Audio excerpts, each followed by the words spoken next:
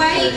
I know we've got coffee to come, but I'm going to try and wake you up and make sure we're excited. So as Joe said, I'm Becky, CEO and founder of Reflect Digital. We're a digital marketing agency. We're based just down in Kent, so sunny Kent. We cover everything when it comes to digital, but today I'm obviously going to hone in on gamification and how that links in with SEO. For us, it's all about tangible impact. How can we make a difference? And that's one of the things that I love about gamification, and why, if any of you follow me on social, I've been talking about it a lot recently, because there's so much more to it than just the link building side of it. And I'm going to take you through that now. So, we did a report. This was last summer. If anyone wants to download this report, I'll make sure I'm not in the way. If you want to take a photo, reflectdigital.co.uk/antidote, and you'll get the full report. I'm going to take you through some of the statistics today, but there's more in there, and I'll come back to this slide right at the end with a link to the slides as well. So if you miss it, it will come back. So trust is at an absolute all-time low. So this was a headline from The Drum a couple of years back. And another one here from Marketing Week, and hopefully probably most of us feel the same when it comes to advertising. We're all being fed up with being advertised to. The rise of the ad blocker. Who here uses an ad blocker? Hands in the air. Yeah, there's quite a few of you. Now, we all work in marketing and advertising, and yet we're not letting the ads come through. That's really scary. Like, why are we the ones doing that? But it's growing, so 22% in the UK, and this was last year's stats, and that's going to continue to rise. So that's a problem for us as marketers. So we spoke to 2,000 UK consumers, and they confirmed this lack of trust. We found that 58% of survey respondents said that that online ads have little or no influence on their buying behaviour. So that's huge, 58%. And the thing is, ads will get through, and actually subconsciously ads will be making a difference. But the fact that people are saying that they're having no influence means that people are trying not to be advertised to. Now, the young is still an opportunity for us, so stats on screen here show 53% of 16 to 24s and 47% of 25 to 34s still believe that online ads do have an influence on their buying behaviour. It seems the older we get, the more cynical we get, though. So consumers are becoming numb to our tactics. And for that reason, we need to find new ways to cut through. So we need to find new touch points to be able to speak to those customers, especially for those using ad blockers where we're not actually going to be able to even get our message from an ad perspective through to them. So we need to find new places within the journey that we can make a difference and have that relationship. And for us, it is about building relationships. How can we build relationships that will cut through this apathy and cut through this feeling that people don't want to be marketed to? So what do I actually mean by gamification? So gamification is the borrowing of elements of gameplay and putting them into a traditionally non-game context. And the idea is that we're trying to recreate those same levels of feeling in the brain that we have when we're in a state of play. So our research found that the consumers are overwhelmingly open to this. So 93% of them said that gamification was engaging. Now, we made sure at the point that we did this survey that people understood what we meant by gamification. So we asked them we gave them examples and made sure they knew what we were talking about. And of those respondents, they actually admitted that it does influence their buying behaviour. So 60% of consumers said they would be more likely to buy from a brand if they played a game with that brand that they enjoyed. And that stat actually rose to 86% for those that had experienced gamification before. So this is huge. So people are actually telling us that this is a form of marketing that's going to work. And this is why we believe that actually it could be the antidote to UK consumer apathy. And actually it goes further than the UK. This is a worldwide thing that's happening. But why am I telling you this in a link building talk? You're probably asking yourself. So I'm going to take you all the way back to the start when we first came up around the boardroom table with the idea of creating a game and using it for SEO purposes. So I'm going to take you back to August 2017 when we first launched Find 50 Clubs. Now, has anyone in the room played this game? Some of you, sometimes I get hands up. If you haven't, I'm sorry, I've probably ruined your next 24 hours, especially if you're a football fan, you're really going to love it. Even if you're not a football fan, as long as you know your towns and cities in the UK, you're going to be fine. So if you want to take a photo of this is the link to go and play it. And this is what it looks like. So let me come over to this side. it looks a bit crazy. You're probably thinking, what is this she's showing us on screen here? So it's a scene with 50 clues hidden in it, and these are all catchphrase style clues. They're say what you see clues to football clubs. So for example, let's see, does this work? Yeah. So here we have a swimming pool with black water in it, so it's Blackpool. So it's that kind of thing. So your brain either gets it or doesn't get it. It's one of those types of games. But once you're addicted and once you've got a few, you're kind of hooked, and the stats will show you this. Now, the reason we launched this game is we wanted to prove what was possible from a gamification point of view, and we wanted to do it as an unknown brand. So we launched this as ourselves, as Reflect Digital. Now, as much as we've got lovely customers that follow us and friends and family and whatnot, we're not a huge brand. We don't have a huge following. So this really was a case of what can we do from zero. So we started with outreach, and we started thinking about making contact. So we'd created the game, it was ready to go, and we were going to launch it in line with the Premiership. And I'll come on to this again later on, but having a hook is really, really important. So, lead up to the Premiership, probably 2 weeks before, we started to make contact with journalists. And again, they weren't journalists that we necessarily know currently. This wasn't an area that we were expert in when it came to sports and football. So we started to reach out, and we actually used this as a graphic when we were reaching out. So we'd hidden most of the scene, and we let them have the top corner, and we kind of challenged them in the email. Can you answer this? Can you find the 9 clues that we've got hidden in the corner here? And we went to people on Twitter. That's normally the best place for us to start when it comes to reaching out to journalists. And we spoke their language. So we were saying, warning, this is more addictive than Football Manager. So we're really trying to build a story here, and we're speaking their language. And also in the graphic itself, we're talking about you've impressed the scouts and you've made it through to the Fine 50 football trials. So we're using their language.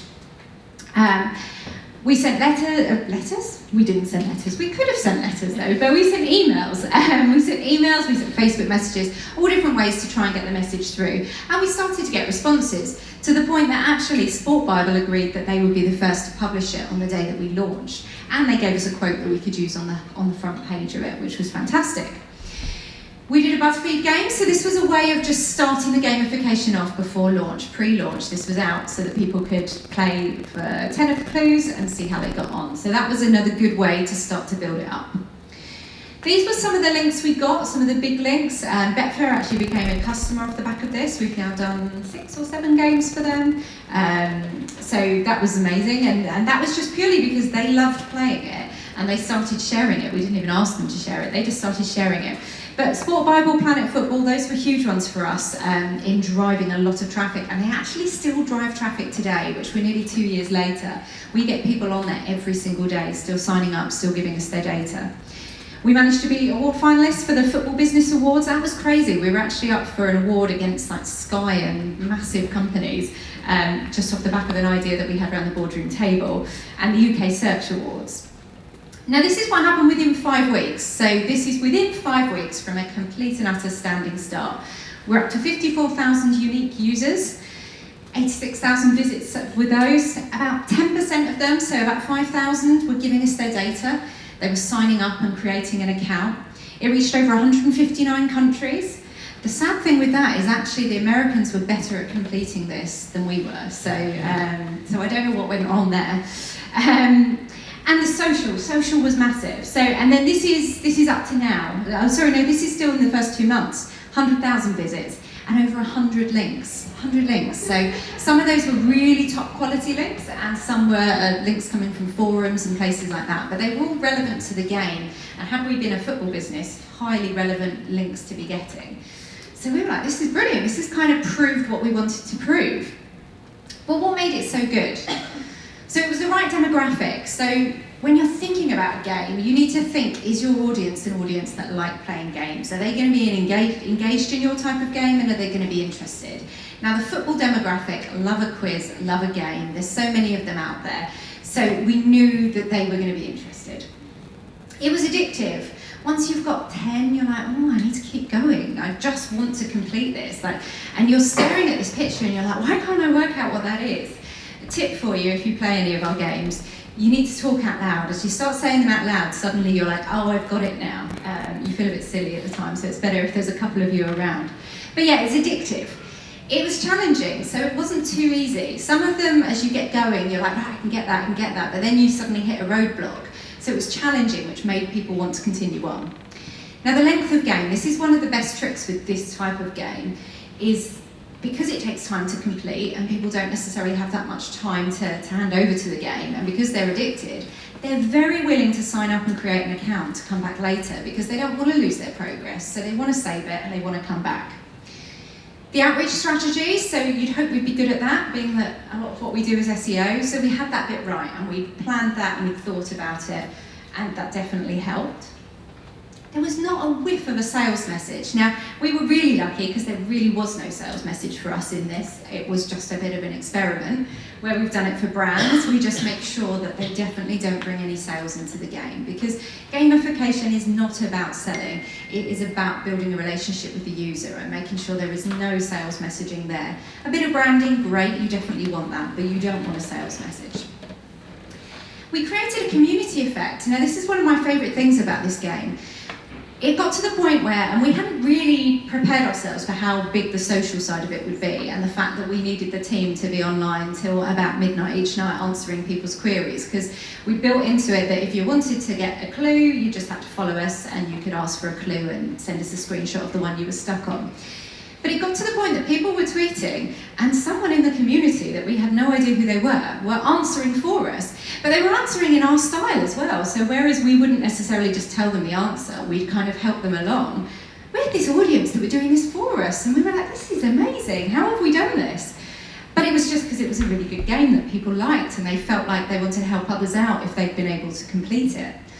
Forums were really good for us. Now, forums we wouldn't normally talk about in an SEO talk. It feels a bit spammy and it feels a bit old school, but actually this was just really naturally happening in the forums. We weren't planting it in forums, we just happened to start to see we were getting a lot of traffic from forums, so went to join the conversation where relevant.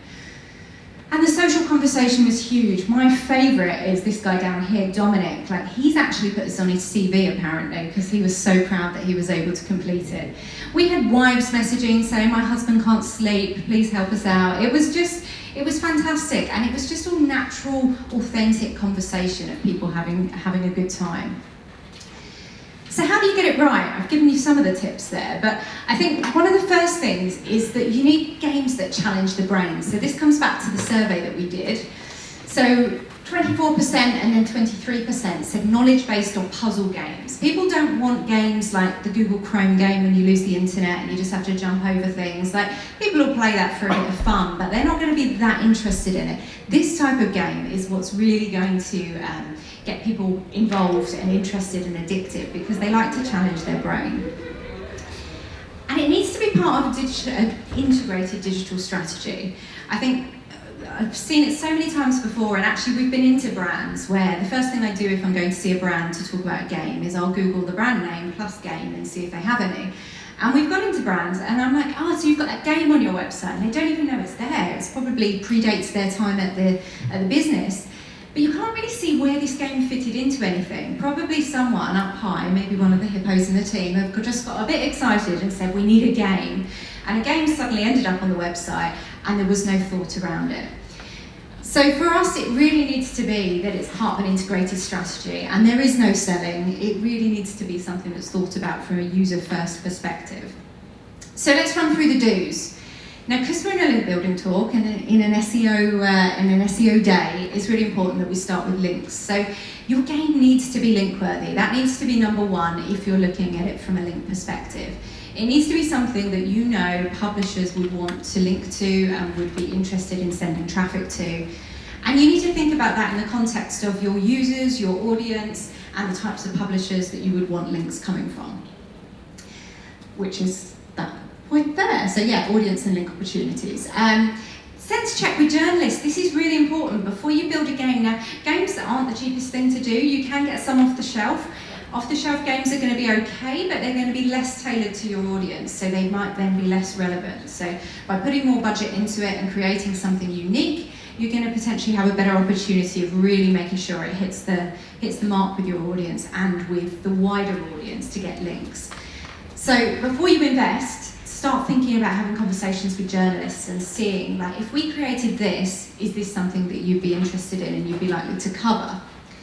Consider influencers as well. So if you're in an area where there's lots of influencers, see if you can reach out to influencers and talk to them about your idea for a game and see if it's something that they think is relevant and that they would be interested in being involved in. That insight can be really, really fantastic. Do competitor research. So as I said, when we go in for a pitch, do the exact same thing. Take your competitor brands, search for them and search with the word games. See if they've done any games before. If they have, start to delve deeper. Can you see, did they get links coming back to the game? Go and look on social, look at the time that it launched. Was there much interaction? What happened? And try and get a feel for whether they had success with it or not, because that's going to, again, help you to not make any of the mistakes that maybe they made. Conduct research and tests. So this is more around your specific game and thinking about your audience. Think about whether it's actually going to work for your audience. So for example, with our Find 50 style games, they can be quite difficult. So we followed the Find 50 Clubs one up with a World Cup one. And we were doing World Cup player names. And we were spanning all the years of the World Cup. So you really did have to be a football fan for this. But actually we got to a point where we need to test some of these clues because actually we think maybe it is too hard. And we did realise that some of them were too hard and we had to take some of the clues out. You want to get it challenging, but you can't have it to the point that people go, I literally can't do this, I'm walking away. So conducting that research and those tests, again, before you've gone and spent all the money and you've built something is really important. You've got to think about the motivation. So what is the motivation for the user to play this game? Now, our game did have a competition. We said that after 6 weeks, we were going to draw a prize draw, and it was going to be, I think, a £100 JD Sports voucher. Well, when I told the winner they'd won, they were like, I didn't even know there was a competition. They were just playing the game because they loved it. So sometimes you don't need the motivation, but other times you do, and sometimes that might be part of the hook that gets the journalists interested as well. So you just need to think about the motivation and think what's relevant to your audience, what's relevant to the journalists, and what's going to work for you. Make it competitive. Think about leaderboards. So is there a way to have some kind of leaderboard that people can get their name on? People like this kind of thing and they like to be at the top of it. So is there a way to do that? Or is it that you can put achievements into it and on screen they're going to get kind of, well done, you're doing really well, or whether you build email marketing into it if they've signed up and try and encourage them that way as well. People like to feel good, especially when it's knowledge-based. They like to be feeling like, yeah, I'm really good at getting this, and you're in the top percentage for getting as far as you have. That kind of thing will help motivate people. Consider all devices. I needn't say that in a digital talk, really, we should all know that by now, but I will say it anyway. It needs to work across all devices. Now, our Find 50 is actually a challenge on a mobile. It works okay, but a mobile isn't the best for a thing which is mainly picture-based, and that when you want the keyboard to come up, it takes half the screen away. But think about devices and do a lot of testing, because people will want to play these types of games on mobile, and you have to get the best experience you can for the user. Now, consider a series of games. I touched on earlier that if you're building a unique game, it's not going to necessarily be the cheapest thing. But actually, if you look at it as a series of games, yes, this is going to take the budget up further, but what it's also going to do is make the per game cost a lot less. So you can start to look at, is there a way to target different segments of your audience? Can we take the learnings from game 1, put that into game 2, and then game 3, and actually each time we're going to get better and better results, and each time these games actually are costing us less than if had we just done one of them. So thinking about that and thinking about segmenting your audience up and the most value you can get out of the budget, the better. And don't hang all of your hopes on just one thing. So, and that's probably my favourite thing about gamification. So although links are going to be a really powerful thing and why we're here on an SEO talk talking about it, there's so much more you can get from it. So there's just the PR coverage in general, which may give you links or may not, but it's that brand awareness. There's the data side of it. So if people are willing to sign up, so whether that's because they want to save their progress or if it's because they want to win the prize at the end of it, they're giving you their data, and obviously we need to get the GDPR bit right there. But that data is invaluable. They've handed it over to you and they're interested in hearing more from you, hopefully, especially because they've actually had a bit of fun with you. This wasn't about selling, so they suddenly realise that you're a brand that's not just going to send them sales emails, but you might send another one of these games, and you might have more content that's going to suit them that they've built this relationship with you on. Customer insight. This is an interesting one, and this is not something we've actually dabbled with quite yet, but we are looking at it. But try to build into the game something that helps you learn about your audience. So for example, you might be a fashion brand and we might do some kind of quiz And we might have some questions in there that are either very influencer based or just very maybe colours and trends based. And you know, so I would be the one that wouldn't be able to answer the influencer questions. I'm rubbish at that type of thing. But straight away, I've then told you, I don't know about influencers. Therefore, move me into a bucket where I'm never getting an email where the headline is around an influencer. Send me stuff just more about trends. And actually, suddenly from a game, we've learned something new, and it's allowed us to segment our audience differently. Think about how you're going to track the success. So we use Google Tag Manager all over our games to see how people are interacting. We track wrong answers. That gives us a giggle in the office, but also gives us the opportunity to think, is there something more we can do with these wrong answers? Can we get a PR spin-off based on the most silly answer that we got? That kind of thing. We're at the moment we're about to launch a campaign for one of the airports, and we're tracking. So we're asking people to say where they're from, and then we're doing a leaderboard of which county in the UK is best at playing the game. And we're going to try and do a bit of a local press spin-off on that. So just thinking about all the different things you might be able to track and data you might be able to ask the user to give you that will help give you more stories later on. The don'ts. So don't make it sales-focused. I think I've made that one quite clear. It's probably the third time I've said it, but definitely don't make it sales-focused. Don't make it too complicated. Again, I've touched on that. And don't data capture too early. So getting that bit right is really key. Don't have it as the first thing. Let them play the game. Let them get involved. For our Find 50 games, every time you get a correct answer, it says, well done on screen. And there is a call to action there, really small, that says, do you want to save your progress? And always down at the bottom, there's somewhere where you can save your progress, but it's not in their face, and it's just completely optional. Because yeah, if you try and do it too early, people will see your game and they'll think they're going to just try and sell to me. This was an ulterior motive, not a relationship builder. So I'm going to level us up into what the perfect fortnight looks like in trying to launch a game from an SEO point of view. So ideally, before we've even got to the kind of 1 week before launch, you've done your research. Before you've even spent the money on the game, you've thought about who your publishers are, you've maybe even started speaking to the journalists. You've done all of that because you do want to have planned it before you've invested. But now we're up to launch time. It's nearly ready. The game's ready, it's been tested, you're confident it's ready to launch, and hopefully you've got some kind of hook. Because if we just launch a game for a game's sake, we might struggle to get that journalist interest. So some kind of hook, something that's happening in the news, some reason for doing it, or some amazing price. So we're going to really finalise those link opportunities, make sure that we've got the current person to speak to at that publication. We know journalists move around and whatnot. We're then going to think about sending a sneak peek, so I'd probably do that 5 days before launch, so like we did with our Find 50. So whether that's that they actually get full access to a game or whatever it may be, but try and get something to them where they're getting early access, they feel special and they're getting the opportunity to see. And start that social countdown. So for your audience that are following you on social, let them know something's coming, get them excited about it. We had clues that we showed every day, one a day, in the lead up to our game. Then start to think about following up. So pre-launch, let's see, can we get these journalists to secure a link for us and the coverage. Get the confirmed degree coverage sorted, make sure they've got everything they need. Think about, and you'll have thought about this hopefully earlier on, is there an option to iframe it for them? So Sport Bible for us, they wanted to iframe it onto their site. So way ahead of this, we've made sure we tested that and that worked, and we made sure they had everything they needed, all the assets they needed, and we talked to them about, can we give you social assets? What can we do to help make this more successful? Launch day, send a full press release out and then start keeping a lookout as to what's going on.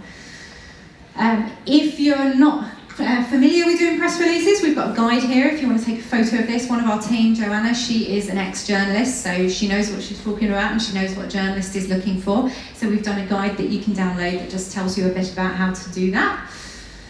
Launch day, get social, so start talking about it on social media. Now we did spend a tiny bit of money on social. I think over the course of the first Find 50 we spent maybe £100 on Facebook ads, targeted at the right type of people, but really minimal spend. And just start the conversation and start trying to get involved with the audience. 1 day post-launch, start going back to those people that haven't come back to you yet and haven't done anything. Obviously, if you've got some good news to tell, to say someone like Sport Bible's already covered it, then you can start to use that to give them a bit more ammunition and a bit more confidence in the content because they'll see other publishers are talking about it. Consider forums. This really depends what type of game it is, but forums are a good place where people are talking if there's games. So see if there's any opportunity for that for you. Potentially think about a follow-up press release with stats, and this is where if you're tracking wrong answers or you're tracking locations, or the story that we had of the fact that the US were doing better than the UK at answering our UK-based quiz. So you think about, is there a way to do a follow-up press release and use some of those stats? Think about local opportunities. So we got quite a lot of local coverage because we were like, look at this awesome thing we're doing that actually has been covered nationally, and then the local press are excited to see a local business doing well. So all of your customers will have a location, and all brands have a location. So see if there's any kind of local opportunity. Start thinking about maybe challenging influencers and those engaged audiences. So we created graphics and we actually put them out with people's faces on them that were influencers, the likes of Gary Lineker and people like that. And we tried to challenge them to play the game. It may work, it may not work, but it's a cheap, easy way to try and get an influencer on board to want to play. Check your progress. Now you're probably doing this before day 6, but if you haven't, by this point, you definitely want to be checking your progress. So our tools would be using Majestic SEO to look at links, Google Analytics to see where traffic's coming from, setting up Google Alerts. That should have been done early as well to make sure that you're keeping track of anyone talking about it. And then reflect, tweak, and repeat. So the nice thing with a game is you've got the longevity of it. This isn't an overnight thing. It doesn't need to be successful overnight. You've got time to plan it. You might have a deadline of, if there's a prize draw, that might kind of feel like the end point before you can, the point that you can keep talking about it. But definitely think, how can I keep reinventing this and working on it? If it's not brilliant overnight, you've got time. So what can you expect to achieve? So links, you'd hope. So if you've planned that in properly, then links should definitely be coming through from this. The PR coverage, the data compliant GDPR data, GDPR compliant data, engagement. And this is something that as brands sometimes we struggle to have with our audience, and they might engage on things or they might be giving us feedback that we don't necessarily want to hear, but this is actually the chance to have fun with our audience, so chance to start a conversation. Increase social following, so make sure if there's a way that you need to be giving them help and interacting with them, then get them to follow you before you do that. It's a fair exchange. The traffic, and thinking about what you might do with that traffic. If you've got remarketing tags on the site, how might you follow up these users? And I'll come on to the journey in a moment. Insight into your audience, I covered earlier. And a chance to change the narrative. So actually over the summer we've got a game launching for a train company. And we all know that most of the social media around train companies is people like me moaning about the train's delayed and all these wonderful reasons that there are. But actually this is a chance to completely change the narrative for them and for them to do something fun with their audience that they wouldn't normally do. And it's just an awesome brand experience that your audience will remember and they'll be telling their friends about and they'll be sharing. And you've got the longevity of it.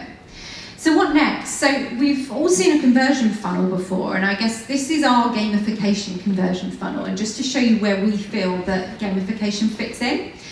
So this first part of the funnel is the friendship part, and for me this is the perfect point to start a relationship with a customer and build a friendship with them, is by having a game that they might want to play. So it's going to be able to bring in a lot of new users into your pool of people that you can talk to. So it's great at building friendship. Then you've got the offering advice and support side. So actually a game doesn't just have to be fun. We've got B2B customers where we're looking at games that are more educational. Or we were talking about a business that manufactures bikes, and we were talking about a road safety type of game. So it doesn't just have to be fun. It might be for your business that we look at something that's a lot more around education. And then actually it fits really nicely into that part of the funnel where we're kind of helping advise them and build up their knowledge of your brand. At the point of sealing the deal, never have a game. Keep that far, far away. If we're trying to get them to buy from us, they don't need a game at that point. We've already done that. Leave that bit well alone. But then you've got the keeping in touch. And for many brands, they find it difficult to keep having a message. What can we keep talking to our audience about? This is a great reason to reach out to your audience that's not, you missed it earlier. This one, you just need to know your towns and cities. Find 50 Sweets, we've got this on our stand in the other room if you want to come and play it. This is all about sugar, so anything sugary, chocolate bars, penny sweets, anything. So that's a fun one. Caesar's Casino, we've done a game. This is all movies that feature a casino. Anyone that knows Greg Gifford in the audience, we had him at Ungagged playing this, and he managed to complete it within about an hour. He is a real film buff. But yeah, this is a great one, but just remember that casino might have been in it for 5 seconds, or it might have been the whole movie, so there's some difficult ones in there. And then, as I promised, at the top, /antidote gets you all of the research that we did, and /elite gives you all of these slides if you'd like to download them. I'll leave that on screen, and if anyone's got any questions, thank you ever so much.